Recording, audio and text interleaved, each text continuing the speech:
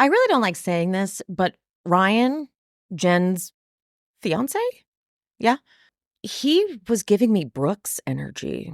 He was giving, like when Brooks used to say, because I know we don't love Tamra right now, but Tamra was the one who was calling out Brooks for being shady. And what he would say about Tamra would be things like Ryan was saying, like, oh, she's miserable and doesn't want anyone else to be happy. And that's why she's got to come for relationships. I'm like, oh, that's what Brooks used to say. And that's not great. Also, Jen acting really confused by Tamra bringing up the FBI, which that could have easily been a defense mechanism, like a strategy, if you will. But I was watching an interview with Emily and Gina. They did an Entertainment Tonight interview, maybe like this week.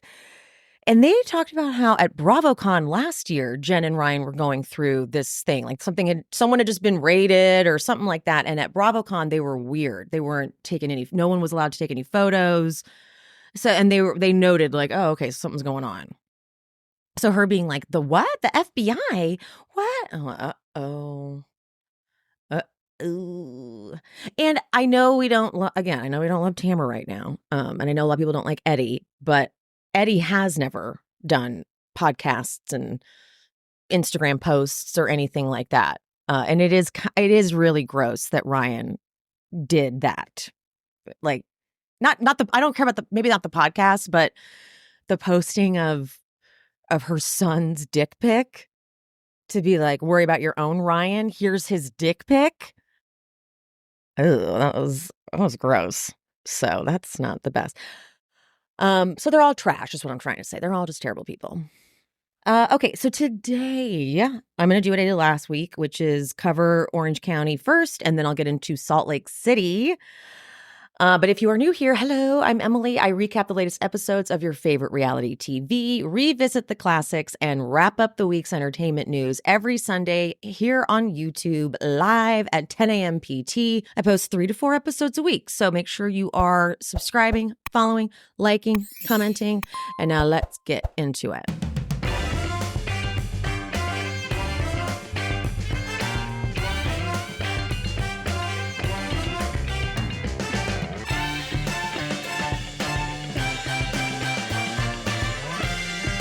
Okay, I would like to address something from last week. The issue with Emily and Heather.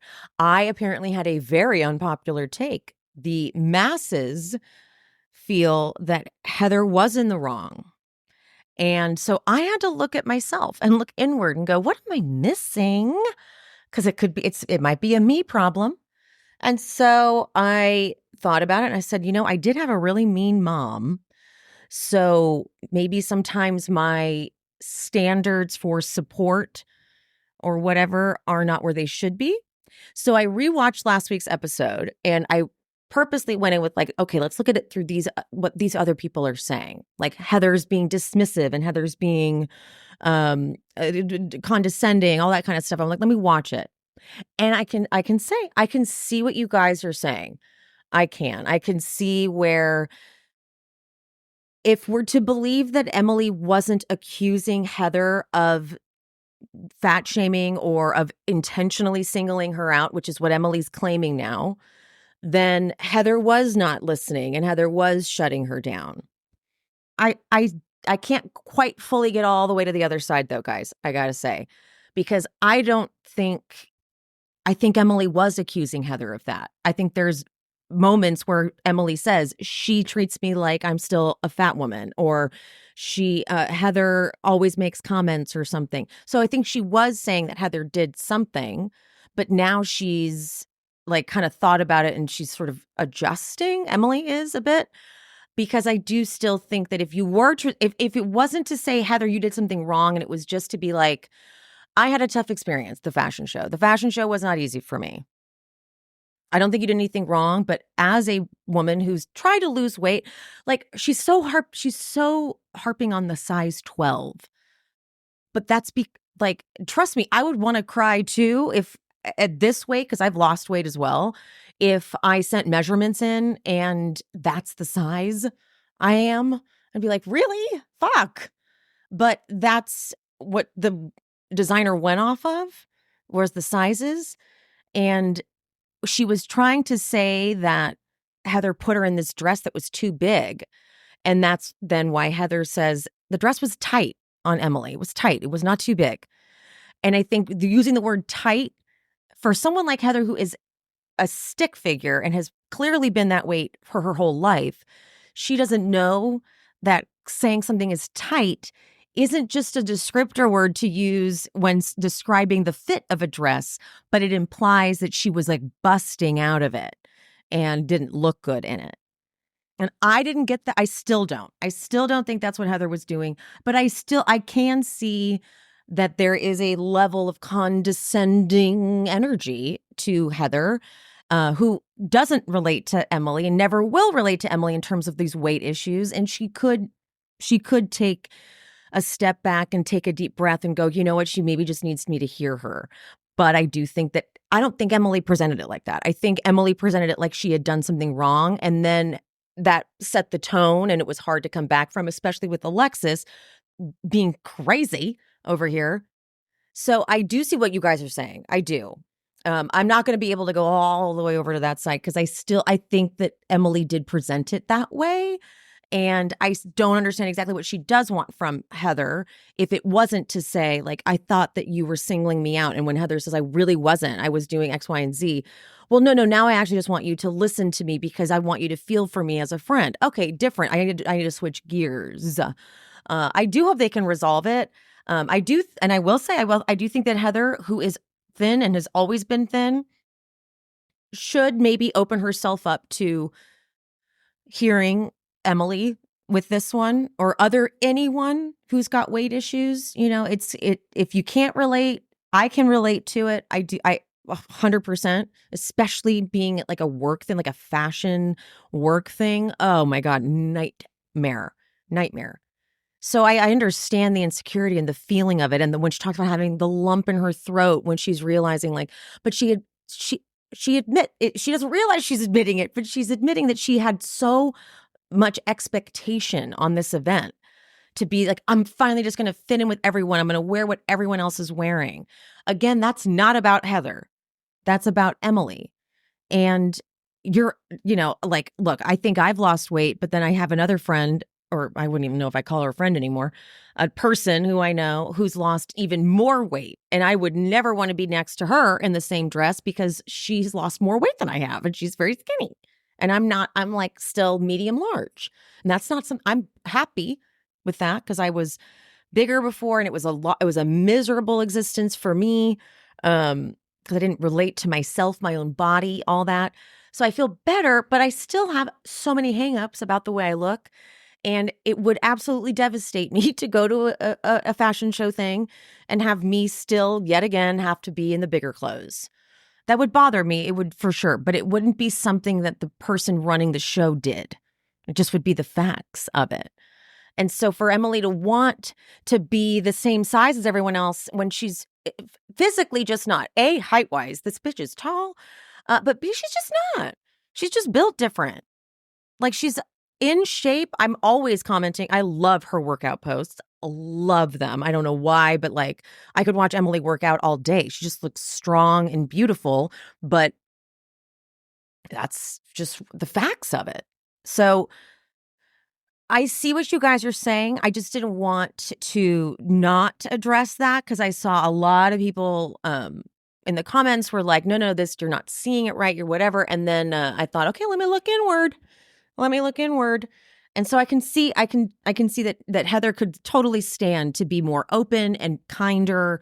But I think that Heather also has her experience with the group and she feels like she's always kind of getting in trouble, if you will. But then Heather's also like always mad at someone for something. And Terry's right. He calls her out. But he was right when he was like, you don't just need one apology. You need like 4. And then she gets all mad at it. So, Heather has her faults too. Okay. But also, before I get into the recap, I guess I've just kind of tuned it out. In that same interview that I mentioned before with Gina and Emily on Entertainment Tonight, they get on the topic of Katie and they throw a bunch of the headlines that have been up about Katie. And I don't know what the headlines that they throw up are RHOC newcomer Katie sued for $5 million over alleged stolen business idea. The other one is Katie was accused by ex-husband of forging his signature on loan applications. I'm like, I vaguely recall that. Another one, Katie fighting man's plea for restraining order in $5 million battle. That might be the same one, no? Past bankruptcy is exposed, including her monthly income and massive debt. Katie accused of falsely reporting a crime leading to wrongful arrest. And she has not addressed any of this. And as I think I said it just now, but she's gotten a little boring, Katie. Her interviews are so careful. And Tamra said this on one of her interviews, I think with Page 6 maybe, about how Katie, like after the whole Heather thing dies down, she's just super careful and kind of quiet the rest of the season. Like that freaked her out. And so all these things coming out, these articles, she's not addressed one of them. And every interview she does, she's so Switzerland. So I don't know if she's ever going to address it. If she were to address it, then you'd definitely be getting another season of her. But if she's trying to keep it off the show and she's trying to like keep it cute, then probably not. Because if you're willing to put it all out there, we'll take it. The messier, the better, right? As a heavier-breasted, larger-breasted woman, I have to wear around-the-house bras. I can't handle them just sagging. They pull, they hurt my back. So I have been rocking the most unattractive bralettes just so that the girls can have a little support. Well, then Skims sponsored the pod. And so I was like, all right, I'll try your bralettes. Let's see how these hold up. All right. I now live in the Fits Everybody triangle bralette. Triangle bralette. These are words that larger breasted women do not get to use as their own, but I know it sounds crazy. This is supportive. It lifts the girls up to a nice little place, and they're not one uniboob, which is what I'm also used to, and it's a spaghetti strap. I'm so used to hiding my nasty bra straps. I'm like, this is a game changer. I didn't believe the hype, but okay, I'm sold. Also, there Fits Everybody underwear. I always size up in underwear because I don't like it. I don't like any pinching. No pinching, no rolls if I can. But I shouldn't have actually sized up. You don't need to size up with these underwear. I don't know how, it's very confusing how this underwear works. It's so stretchy, but there isn't one pinching part. So it like hugs your body. It feels very like supportive, but it doesn't feel tight. I don't know. This is now the only underwear I'm going to wear. I'm wearing the boys shorts right now. I am only going to be getting Fits Everybody Skims underwear from now on. I just did a big haul too, and I'm so annoyed because I would return them if I could and just get a bunch of Skims. I know. I don't believe the hype either, but okay, it's really, really good. The Fits Everybody collection is available in sizes extra, extra small to 4X, and you can shop now at skims.com. After you place the order, be sure to let them know I sent you. Select podcast in the survey and be sure to select my show in the drop-down menu that follows. Skims.com, Fits Everybody collection. It's everything. All right, let's get into the episode. So the big news in this one is that the lawsuit has been filed. Well, first we get a scene with Tamra, Emily, Gina, and they're like, Alexis was pretty crazy yesterday. And then they flash back to the party at Jen's, and Alexis is crying with Gina and Heather in like the bathroom. And she's like, oh my God, when the stuff comes out tomorrow, it's going to be so bad. But John has lost everything. So he's got to protect himself. What has John lost? I'm so serious. What has he lost? So he didn't have a job because he'd sold part of his company. I just thought there was something with a company and he sold it. So there's that. He has his home. He has his family. I mean, what the fuck has he lost? He's lost everything. No, he hasn't. He hasn't lost anything. He's just no longer with Shannon. And if you're talking about this money, well, Shannon tried to give him the money and he didn't want it because he wanted to continue to say things about Shannon. We still don't 100% know what horrible things Shannon has said that has ruined everything for him. It's just not true. He just, couldn't get a hold of Shannon to like control her and like make him look good or something. I don't totally get it. But like, what has he lost? He's lost everything. He lives in his home. He's got his boat or whatever. Like, bullshit. She is believing his whole victim bullshit way too much. What is the problem, girl? There is not, he's fine. All right. So please. Also, okay, I know this is kind of fucked up, but they tease like 8 hours later. And I'm like, oh no, he dropped the videos. He just filed the lawsuit. And because we've been watching this whole thing and we know the lawsuit's filed, we're like, oh yeah, but we knew that. I don't mean to be like I don't want to say I was disappointed, but I'm like, why are you guys teasing this? Like, we didn't know he was going to file the lawsuit. Like, this isn't happening in real time. So we already know the lawsuit's been filed. Oh my God. I can't believe it hit the press. I do know, I've heard this from many different people, that there's someone basically like at the courthouse that just feeds the press. So that if they know something's coming in, they let them know.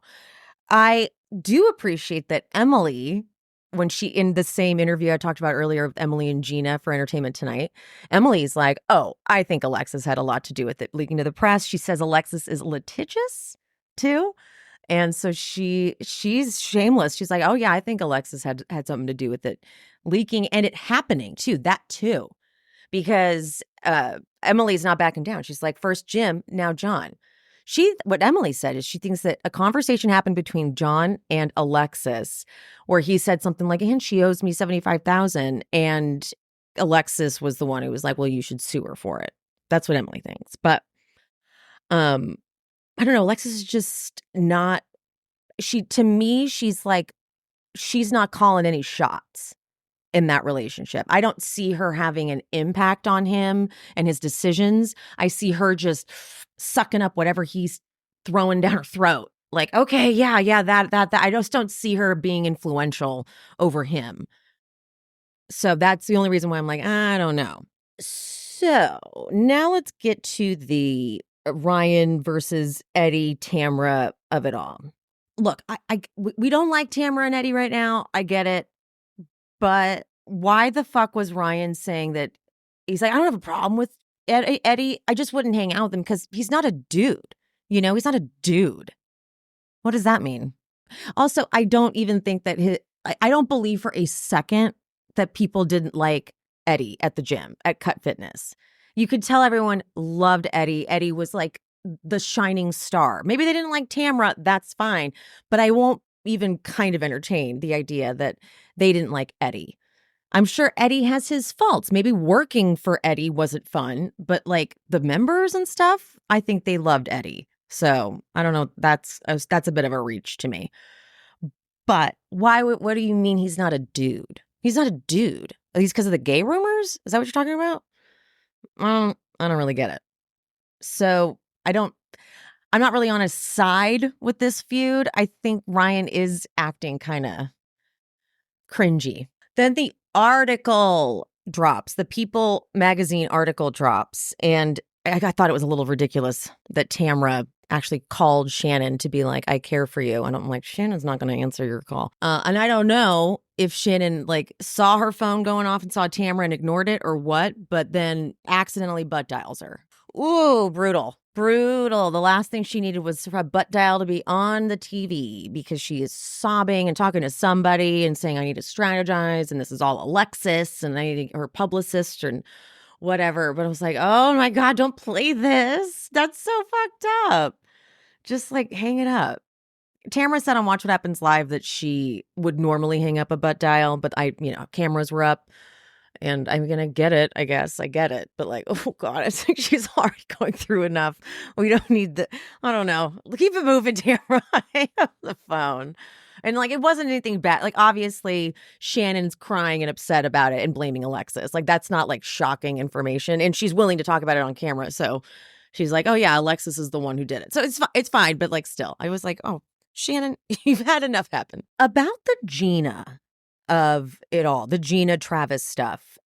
Again, from this interview that Entertainment Tonight one, Gina gets not a lot more into detail, but a little more into detail about the stuff with Travis's ex and how it was really scary and her kids were dealing with it too and etc. And I think I knew there was something with the ex, but I think when I really process it more, I'm confused why Travis is guilting Gina, because he has to know that his ex is doing all these things and the kids are seeing it, etc.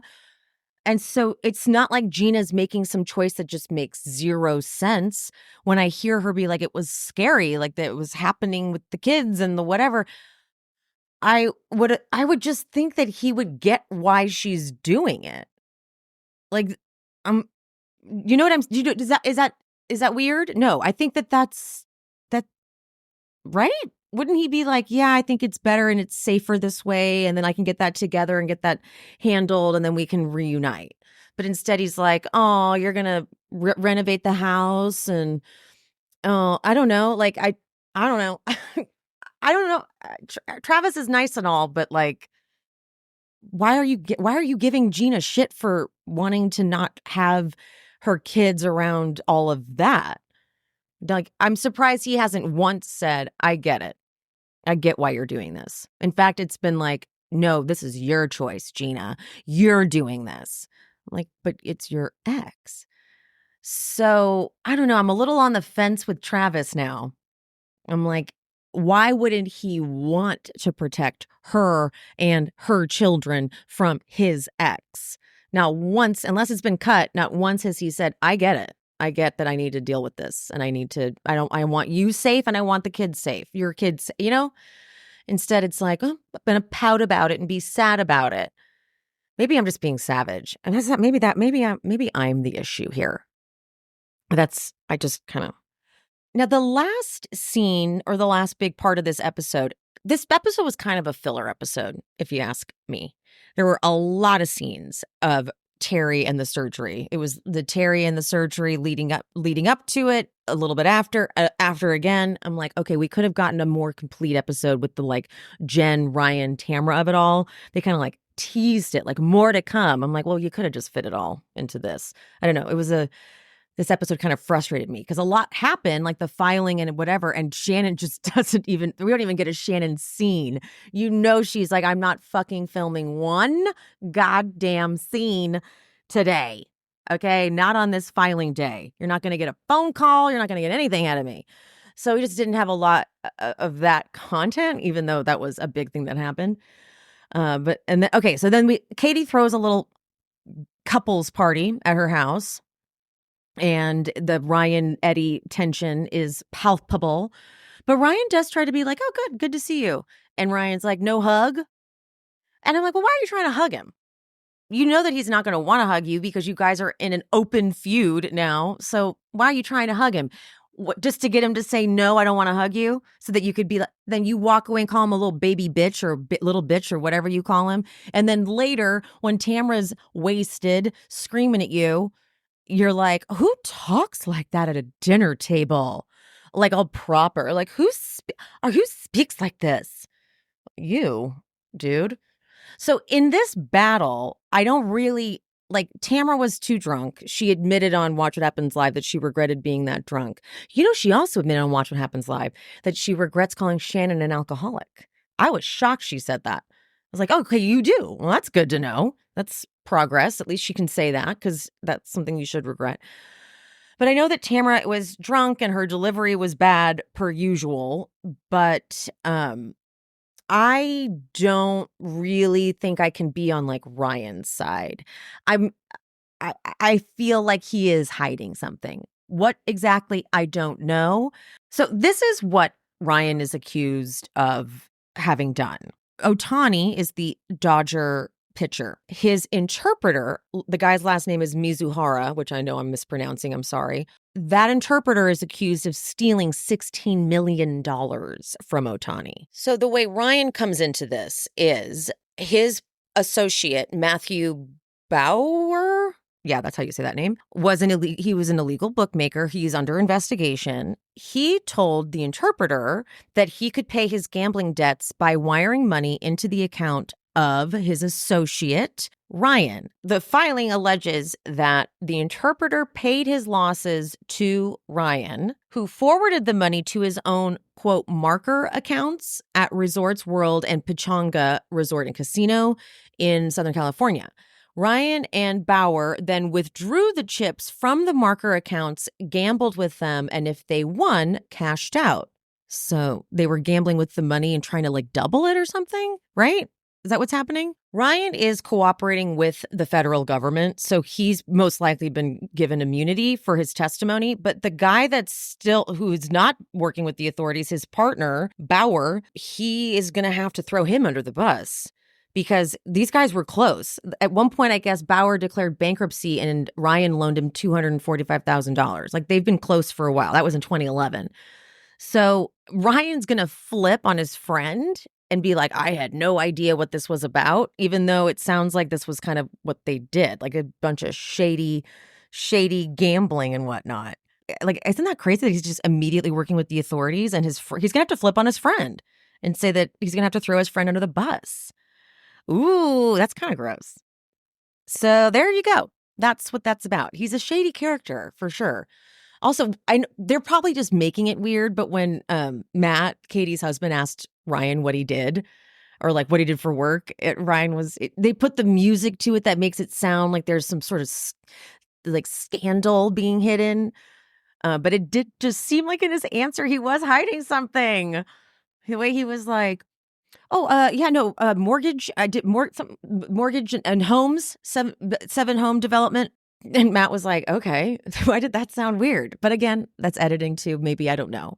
But this, I'm sorry, if that's what they used to do, where they go and gamble with these marker accounts and wire money or whatever, they were doing something fucked up, something not so on the up and up. So anyhow, all right, that's how that episode ends. Like it ends with like the Tamra leaves, Jen's like, Eddie, get in here or whatever. But we're going to pick up more on it next week. That's why I'm kind of irritated that that's how they ended the episode. Like, but okay. Anyways. As the seasons are changing and fall is rolling in, I think it's an amazing time to embrace the natural power of cannabis with Via. Whatever you're up to, whether you're lounging by the fire or you're going on an adventure, Via's premium federally legal cannabis products are the perfect companion. The THCA flower strains are grown with so much care and they're rigorously tested to ensure the highest quality, free from harsh pesticides or nasty chemicals. We hate those. This month, too, Via is launching the high THCA flower in 7G and 28G and brand new flavors for the THCA vape lines. So you have more options than ever before. I have been enjoying Via's award-winning gummies as of late. I eat 2 in the morning, the focus ones. Then I do 2 midday. Sometimes I'll do the relief, but sometimes I'll do focus again. And then I do the sleep ones at night. I love them. They're so delicious. I have to remind myself that they are medicinal. Otherwise, I'll eat the whole thing. Via does do THC-free gummies too, if THC is not your thing. They do vapes, soothing topicals, calming drops, all crafted with the highest quality hemp sourced from trusted, independently owned American farms. And the best part, Via ships legally to all 50 states in discreet packaging directly to your door and a worry-free guarantee, no medical card required. If you are 21 and older, head to viahemp.com and use the code SHESPEAKS to receive 15% off. That's VIIAHEMP.com and use promo code SHESPEAKS at checkout. Please support our show and tell them we sent you. This fall, embrace your everyday with Via. All right, let's go to Salt Lake City. The girls have been tweeting. Back and forth. It's been a bit of a war between Meredith, Lisa, and Angie. So it started with Meredith. Meredith posted the WAP video, how creepy that Jen Shah and Angie K did however long ago. And the caption said, "The only scroll I read is the Torah." And Lisa said, "Mazel tov." That's what she commented. But then Angie took that as a slight. She took that to mean that they were ganging up on her. And so she went kind of wild in her responses, to which Lisa did also reply kind of wild. And then the last thing that Angie said was, because Lisa said something, I'm surprised you could get all this out without tripping over your lip filler. That's what Lisa said. So then Angie says, my lips are as full as my life, thanks to my doctor, who I pay with my own Amex card, not a Park City mystery man's. Now, that to me would imply the whole like Lisa gives blowjobs for jazz tickets rumor. Like, I'm assuming that's connected to that thing that got brought up. So then on Watch What Happens Live, when Angie was on, there was a really savage viewer question that I love. Their names were Ariana and Sabrina. And I was like, work. They go, okay, after everything you went through last season with the cheating rumors about your husband, why are you publicly insinuating that Lisa cheats on John? And Angie goes, I didn't publicly insinuate Lisa cheats on John. It was a comment about an American Express and a mystery man's name. There was nothing about strings attached or any insinuation towards cheating. But that's not what I assumed you were talking about. So that's the thing with Angie, is she doesn't like to own up to her mess. You know what I mean? She doesn't like to, like, she's being what feels like obtuse about the reason why Lisa would be upset that she went and told Whitney what she said. Like, that's a pretty, that is a standard thing. If I went and did that to a friend, like if I was like, let me go tell her what you just said, and then my friend found out I did that, I would be pretty understanding of why they were mad at me. I'd be like, I'm so sorry. I'm so sorry. I'm so sorry I did that. I wouldn't be like, so what's the problem? But like, that's what Angie's doing. And it feels like she's so intentionally not getting the point. We get a scene with Mary and her son this episode, though. And the way Mary describes how Robert is just so sheltered, but like it's her own problem. This is Mary's weakness. Like you can't come for Mary's parenting because she'll literally destroy you. But that's the one thing that if you were to criticize something about Mary that she couldn't really argue against, it's like, you've clearly sheltered this kid. He's getting in trouble. He's getting married. But she's like, for now, he's not going anywhere. For now, he will be in the house. I could see Robert Jr. living there till he's like 40. I really could, and have Mary be fine with it. I could see that relationship. We don't get any Robert Sr. So I am going to go with what Kendrick and I both said this at the live show, actually. It feels like she really is clocking in so that she can make her money and get the fuck out of that marriage, because he is gross. And she has been pretty shameless about how she doesn't want him around ever. So I could see it. I could really see it. Lisa picks up Bronwyn, and it's funny because Angie calls. She's like, can you be quiet? And just like, he's like, hey, Ange. Oh, hey, cool. Thanks. Yeah, bye, Ange. Just like, we're right there. But she picks them up, and then they pick up Heather, and they go to Wendy's. I'm like, okay, they paid for this one. Wendy's is a sponsor now for Salt Lake City officially. But Bronwyn is reading Whitney for filth in this car. I mean, is she really reading her for filth? Yeah. I mean, the way Heather clocks it is like giving paranoid. You know, it's like it's giving a little unnecessarily wary. And it's also embarrassing later when it turns out that Bronwyn told Whitney the same things that she said in the car. We'll get to the end. We'll get to the end. At the end, Lisa and Angie go to lunch. Now, Lisa walked into this lunch expecting an apology. She's like, okay, honestly, I don't blame her, because you don't tell, like that. You just don't do. I just got off the phone with my friend, and we were talking about how you don't do that. You keep things in confidence. You don't want there to be issues for your friend. You protect your friends. So no, Angie, you fucked up. But instead, Angie opens with, you guys, you really ganged up on Whitney. Lisa's like, okay, that is not what I was anticipating you say. Angie's like, she claims that she told Whitney what Lisa said because she wanted Whitney to apologize to Lisa. On the after show, the Watch What Happens Live appearance she did, on the after show, she got a viewer question about that. Like, how could you say that you just wanted her to apologize? We did not see that you told Whitney to apologize. Angie claims that she did say you should apologize for the villain comment, and also not just once, but a couple times, and that it clearly production is like editing that out. I'm going to believe Angie, I guess. I am going to believe that she did say at some point, you should apologize to Lisa. But the clip we did see of that Lisa Angie get together, it didn't feel like that was the tone Angie was setting. It felt like she was like talking shit about Lisa. But I also could see maybe if Angie says she did say you should apologize to her, then okay. But I also do think that she could have maybe said to Lisa, like, I'm going to go tell Whitney what you said, because she should apologize for that. I don't know. To be so surprised that Lisa's mad is a little ridiculous, because, girl, you gotta know. You gotta know. Lisa's thing is, I've always had your back. Why can't you have my back? Angie says that Lisa has made it hard to be her friend at times. And of course, Lisa's like, what have I done? And this is where Angie kind of loses me, because she goes, other people in the group do have a fear. Like, that's why Heather was sticking up for you last night, just to show you I am team Lisa. And I was like, oh, well, now, see, if that's how you feel, say that.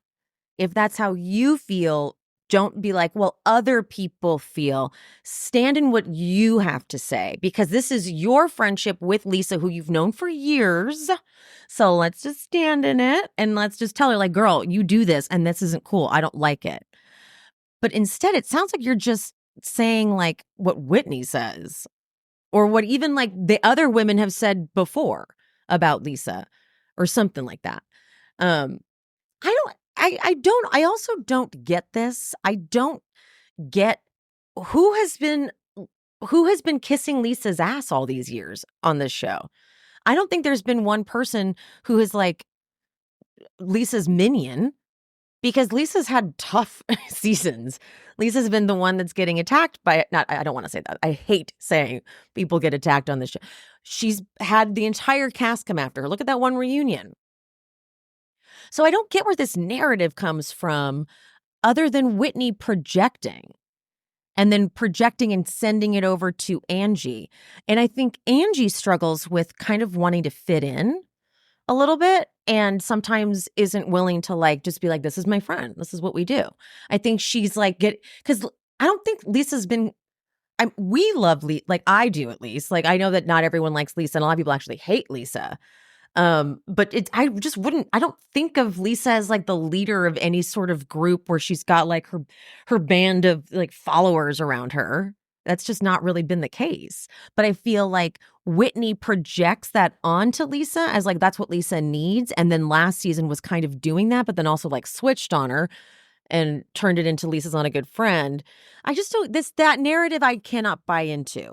Now, where I will buy in, I don't know exactly what Angie's trying to get out of this one, but when she says something about how, Lisa, you interrupt people and you yell over people aren't as strong as you, whatever. Lisa like kind of cuts her off, and she's like, okay, I'm like so tired of people saying like, oh, once you get to know me, I'm great. Like, I am great. Angie goes, well, then maybe there's a reason why everybody's saying that about you. And Lisa goes, yeah, because it keeps getting perpetuated. I do think it would behoove Lisa to go, okay, fine. Maybe this is coming out. Maybe, but like for Lisa, she's like, this is me. Okay, this is Lisa Barlow. All right, I am who I am. So like Lisa is not gonna take on anyone else's feeling. Like, the way I'm perceiving you, Lisa, is when you do that, it makes me feel this. Like, I have done that with, I have one friend that I'm thinking of. We had a thing, and she actually kind of was snarky, and I didn't get the origin of it. But when she explained that when I got into the conversation, I seemed a little dismissive, and I said, I can work on that. Even though you were the one who had a little snarky attitude back at me, I will say, I'm so sorry. I know now that if I talk to you, I shouldn't be maybe like, oh, that's nothing. I should honor it a little bit more. Got it. But Lisa will never be open to that. And that is one of Lisa's faults, is she does get very defensive and doesn't want anything bad said about her. And it also makes her a target, to be honest. It makes it kind of like, makes you want to like go for her more. So I don't think Lisa's perfect by any means. And I do think Lisa could stand to take in a couple people's thoughts and opinions. But I don't really like that Angie is having other people's fights with Lisa rather than her own. Like, what has Lisa done to you? And that's it. Just to you. You've done something to her, which is go tell Whitney what she said. So you've done something, but I don't know exactly what Lisa has done to Angie.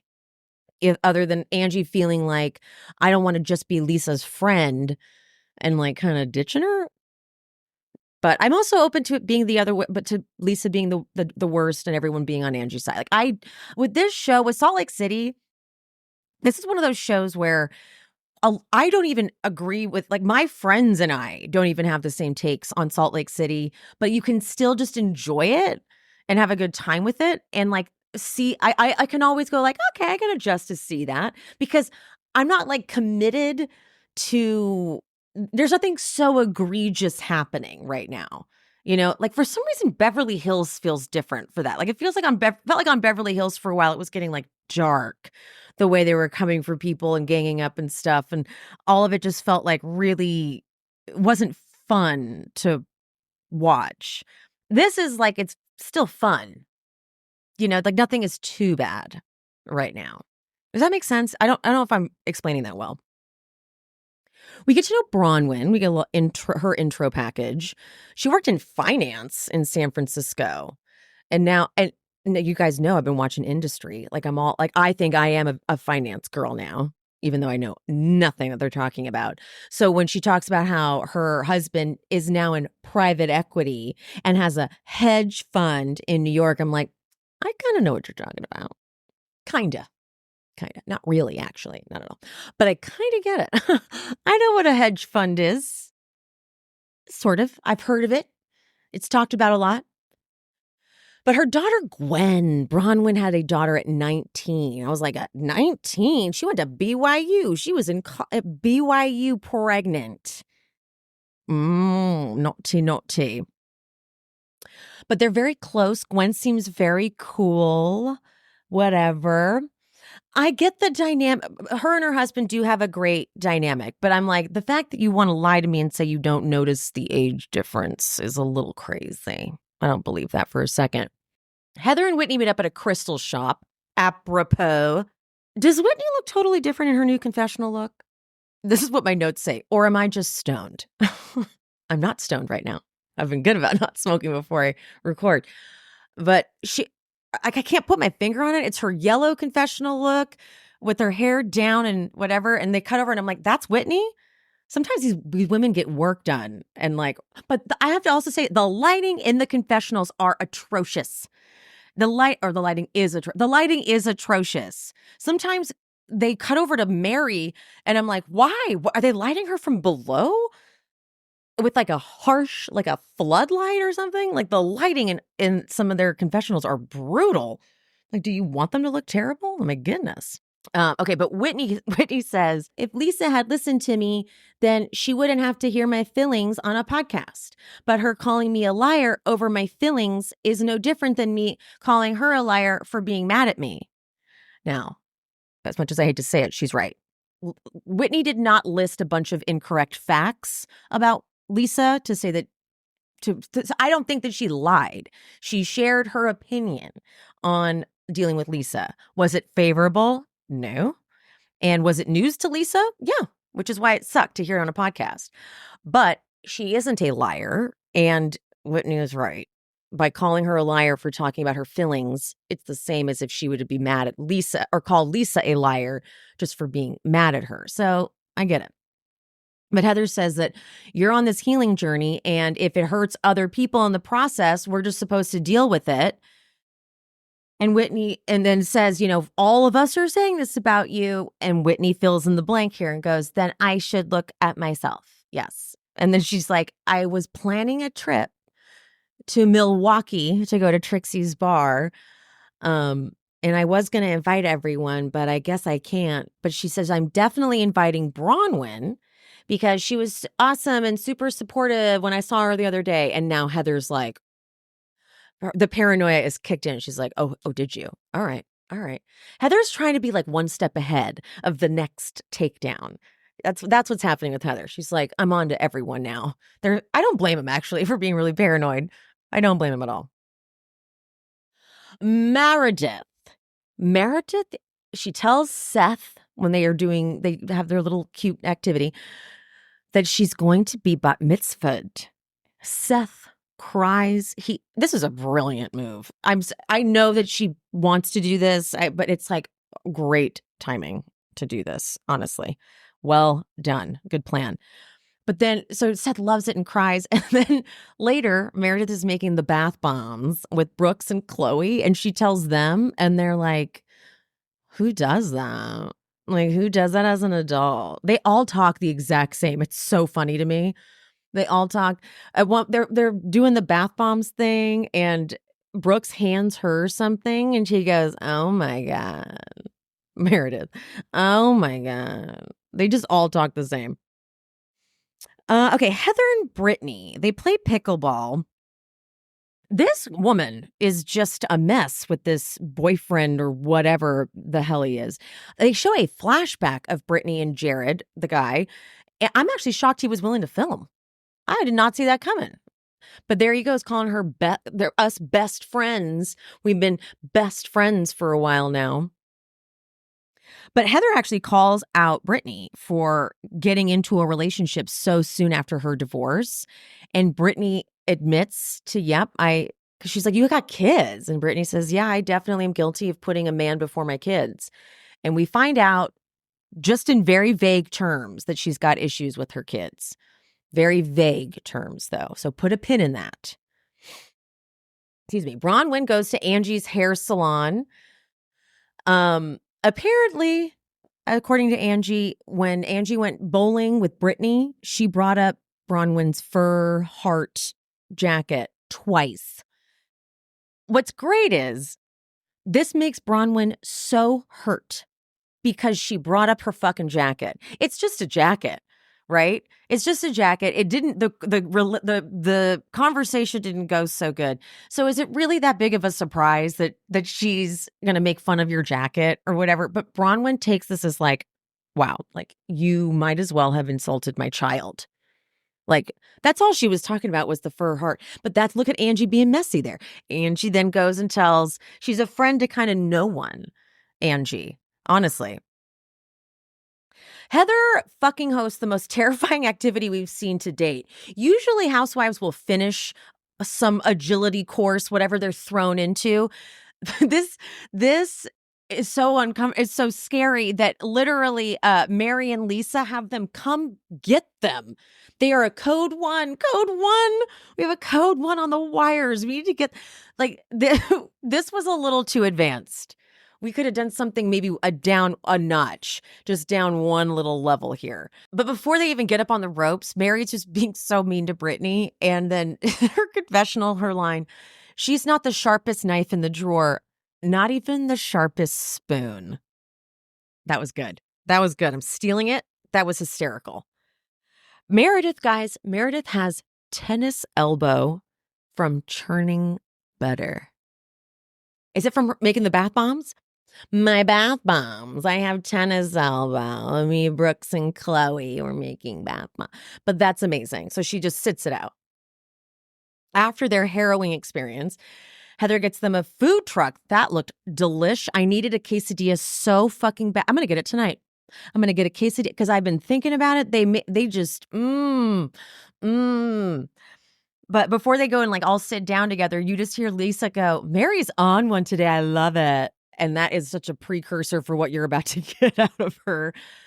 Brittany gives the most absurd fucking toast. She starts the whole thing and she says, for those of you who know, my relationship drama has been on again, off again. So last night, Jared took me out and we bought matching jewelry at Louis Vuitton. And then he asked me to be his girlfriend and he made it Instagram official. How old are you? What are we doing? This did not need to be announced at the group level. What do you expect from these people? So, excuse me, you have a boyfriend now? It's embarrassing for you. This is not what you think it is. Bronwyn goes, wait a minute. The post I saw, you were at Costco and he said best friend. And Lisa's like, is this the post? You're not official. You're not official. But Brittany goes, I want you to be happy for me. For what? For what? You whack job? What are you talking about? I don't even get it. Mary then says, I'm just trying to figure out, why do we care? Oh. Brittany goes, Mary, rude.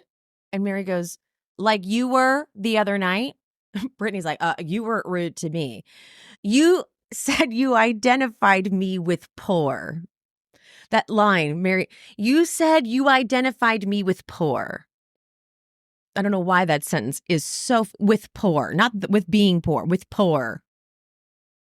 She goes, Brittany goes, I never called you poor. Mary goes, I don't care about you and your boyfriend. I don't know why the heck you announced it. I don't care. I don't think most of us care.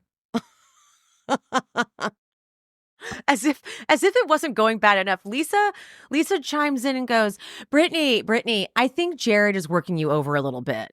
And then Whitney's like, yeah, same. Went to dinner. Very clear you're super into him and he should be claiming you. And like, you're happy with that? You're fine with him not doing that? And Brittany goes, no, I'm not fine with that. It hurts my feelings. That's why I was so excited to do this toast, because it was such a huge step for us. And then she starts crying and it's like, what's the step? That they're like, all of them have the post step. They're like, that he said best friend. Like, this isn't. Now, here's where Heather is fucking dirty. Heather. So Brittany's now emotional. Okay. Heather chimes in. She has a lot going on with her ex and her kids and just trying to figure it out. And she's working on repairing her relationships with her nuclear family. Well, gee, what happens next? Lisa's like, what's going on with your family? Duh, I would ask the same thing. And if you're announcing it at the group level like Heather is, I would assume she wants to talk about it. I was surprised. Brittany then tells them, neither daughter will talk to me. And then the next obvious question is, why? And she's like, oh, it's just very complicated and really personal. And Mary's like, but you'll tell us about your boyfriend? And then she goes, Brittany goes, you just said you don't want to even know anything about me, or like, you don't want anything to do with me. And Mary goes, I didn't say that, but you so did. You literally said, we don't care. We don't care about you and your boyfriend. We don't even know. Why are you telling us this? Sorry. It's like, this is the most savage thing. Brittany's like, I am not going to be sharing personal details. Mary goes, you're very difficult. You need some soul searching, babe. But then Bronwyn, Mary's not wrong. What the fuck? Where'd you get in here? Brittany goes, I'm kind. And Mary goes, if you're kind, why can't you make amends with your children? Oh, but wait, hold on. Mary's confessional is what really is crazy. We actually get some insight. She's like, it's a trigger for me. Reminds me of my mom. She cared about having a man, but she forgot she had 5 kids at home. And those kids were not even fed, running loose, nobody watching over us. We didn't even feel like we were loved. It hurts me to my core. I would never do that to my son. Interesting insight, because if you remember, Mary's mom did that interview with Up and Adam. She said nothing but good things about Mary, and it was all about how Robert Sr. was the bad one. But it's interesting to now get Mary's version of things. That Mary's like, we didn't have love in the house, because definitely Mary's mom made it seem different than the way Mary's presenting it, clearly. But then Brittany fucking tries it. She goes, you need to shut up. And Mary goes, shut me up. Shut me up. There's no battling this one, honey.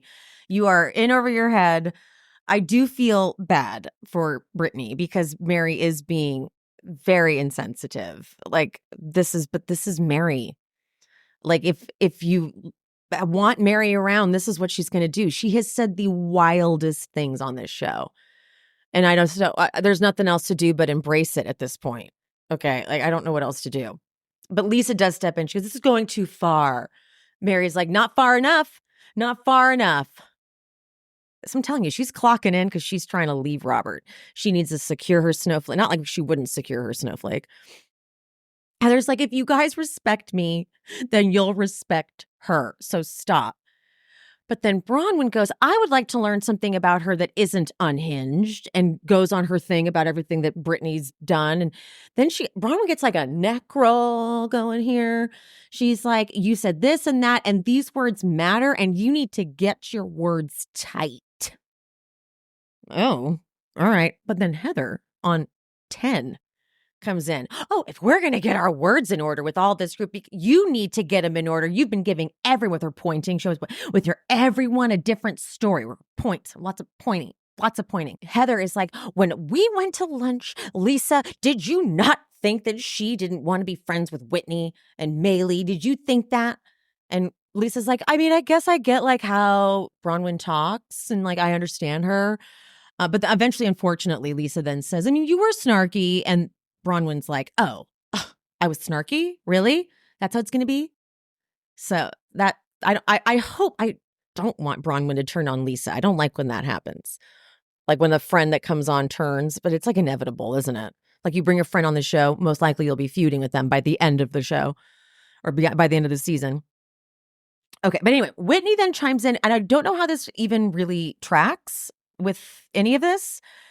It just seems like an excuse for her to talk about something that's related to her. She goes, when someone is being vulnerable and talking about their trauma, it shouldn't be weaponized against them. I'm like, weaponized was the word you used, and then, okay, that's interesting. Like, what does this have to do with what's happening with Bronwyn and what? What does that have to do with anything? And of course, Lisa, Heather, and Meredith all start responding to Whitney. Like, oh, really? We're going to talk about that weaponized? And Whitney's like, y'all steamrolled me. And Lisa goes, no, we're not going to talk about steamrolling. Steamrolling is going on a podcast and talking about your friend when they can't defend themselves. I haven't done anything to you. And Whitney's like, the podcast was not meant to hurt you, but I also need you to understand there's a reason I was provoked to say those things and feel this way. And Lisa goes, all you do is talk in feelings. Start talking in facts, and then we can have a good conversation. The fact is, you've been a shitty friend. You're a shitty friend, Meredith. May I interject here? Then Lisa keeps going, and Lisa's like, you take things out on me and that have nothing to do with me. And Meredith just goes, and I feel the same. Whitney apologizes for talking about her on the podcast, but then Meredith's confessional is, would I also like an apology from Whitney? Of course. Is it surprising that I'm not getting one right now? Not at all. Whitney then, I don't know how Whitney transitions to inviting them to the Trixie show in Milwaukee, but she does. But oh my God, Mary's dad is from there. You can see she like lights up at the thought of going there. So that was sweet. They're going to get a private jet. And then Whitney goes, I've done some research and there is a bathtub. And Meredith says, I'm not sure I can make it, but we can discuss that later. Okay, bitch. Okay.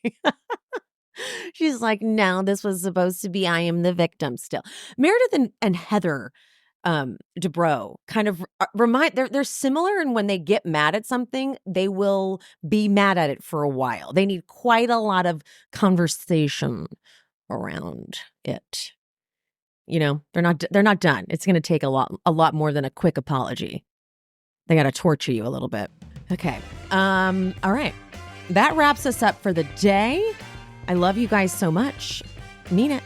And I'll see you next time. Bye. Thanks for tuning in to She's Speaking with Emily Hanks. This show is produced, hosted, and edited by me, Emily, and brought to you in partnership with Cloud 10 Media. If you are looking for bonus content, check out the Patreon. The link is in the description. To show some support, you can hit that subscribe button and turn on notifications so you never miss an episode. Another free way to support the pod, please rate and/or review on whatever platform you listen. It's free, and it helps the algorithm or something. You could also head to buymeacoffee.com/shespeaks and buy me a coffee or two. Make sure you're following me on all social medias. I am She's Speaking with Emily Hanks across all platforms: Threads, TikTok, Instagram, Facebook. That's it. Thank you guys. See you soon.